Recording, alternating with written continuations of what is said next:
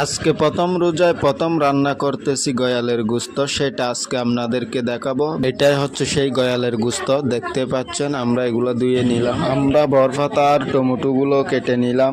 মশলাটা আমি আগে থেকে মিক্স করে রেখেছি। আর এখন দেশিটা চুলাতে দিয়ে কিছু পেঁয়াজ ছেড়ে দেবো, যাহাতে পেঁয়াজগুলো লাল হয়ে যায়। সেই জন্য পেঁয়াজগুলো কত সুন্দর আওয়াজ দিল, দেখতেই তো পারলেন। তো পেঁয়াজগুলো এভাবে একটু লাল করলে গোস্ততে একটু স্যান হয়, সেজন্য পেঁয়াজগুলো আমি লাল করলাম।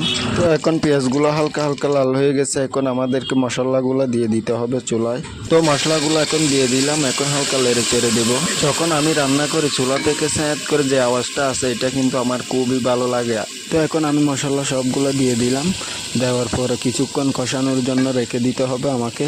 এখন হালকা নেড়ে দিতে হবে মশলাগুলো, যাতে সব সুন্দর করে মিক্স হয়ে যায়।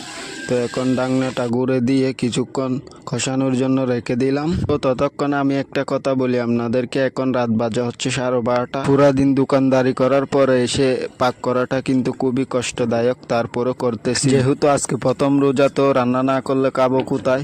তাই হোটেলে তো খাইতে পারবো না, হোটেলে খাইলে হচ্ছে আপনার পেট ভরে খাইতে পারি না, তাই রান্নাটা করতেছি। এতদিন কিন্তু রান্না করি না, আজকে হচ্ছে প্রথম রোজা হিসাবে শুরু করছি পাক। রোজা 1 মাস ইনশাল্লাহ করব।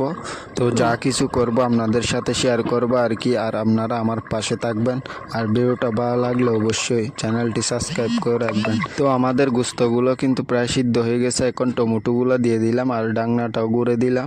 ততক্ষণ পর্যন্ত আমাদের ওয়েট করতে হবে আর একটু ইজার জন্য। এখনই জেগেছে, দেখবো খেয়ে তরকারিটা মজা হয়েছে কিনা হয় নাই। আমার মনে হচ্ছে রান্নাটা অতটাও মজা হবে না, কারণ অনেক দিন পর রান্না করতেছি, দেখি খুব গরম বেশি। তো দেখলাম এখন, আসলে তো খুব মজা হয়েছে। যতটা ভেবেছি তার থেকেও বেশি হয়েছে ভাই।